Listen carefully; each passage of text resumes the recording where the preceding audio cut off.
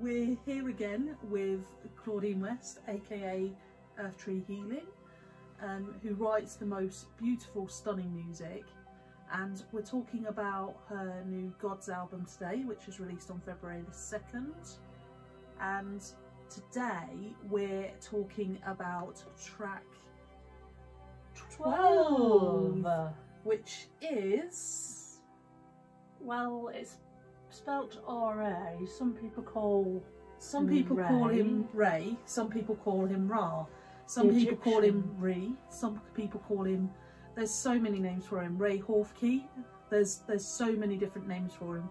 He's also associated with Horus a little bit, so it's quite interesting how people pronounce this particular god. I like to call him Ray, as in, because then it reminds me that he is the god of the sun, as in Ray, god of the sun, Sun Ray.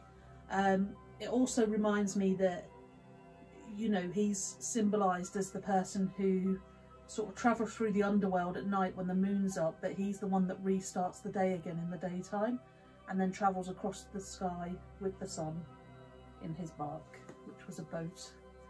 And it just kind of reminds me of that when I call him Ray. So he was also really, really well received in Egypt. He was also really well respected. There was a lot of kings that got named after Ray, and from the 4th and 5th dynasty, I think even as far back as the 3rd dynasty, they used to name their sons Ray because he was known as the King of Kings. And obviously in Egypt it was all about them being kings and being King of Kings. But with this particular song, I like this song. It does feel very uplifting, would be the word I'd use about this song. When you were being channeled by Ray and being tuned in by him, what were your feelings and thoughts when you were creating this particular song? I mean, the music, it's very much symbolism of the sun. It really, to try and musically with notations recreate and sounds recreate, my whole thing was about the sun for me. It was channeling kind of those sounds and the rise, and did he travel, what was the thing about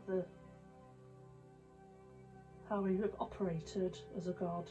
Did he do things with the sun? And I can't remember. Well, he used to rise every day, and it was him that used to pull the sun across the sky. That basically. was it, pull it across the sky. So apologies, I'm not a historian.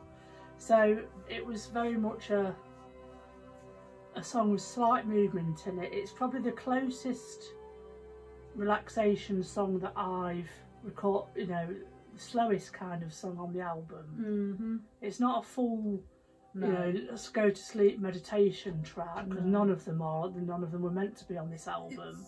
But it's very energising and uplifting, this song, and I think it does represent the sun a lot in this album. Sorry, our cat's just decided to start meowing at us. You're probably going to see him any second now. But this whole song does represent Ra, totally and fully, and it represents the sun, and it does feel like the dawn's breaking, and then you feel the sun gradually going across the sky, and then it's setting again. I mean, it's quite and that's what it feels haunting, like, isn't it? And being a massive, huge fan of sunrises and the sky and the sun, it's very fitting if you look at something visually as well, with the sun involved in the sky. Yeah, very much so, and this song is very much like that. So that is your track 12, which is Ray, and the album's it's off the Gods album, which is out on February the 2nd, which you can download from all major outlets. Stream it, buy it, whatever you want to do with it. It's out there from the 2nd of February. So thank you for joining us again.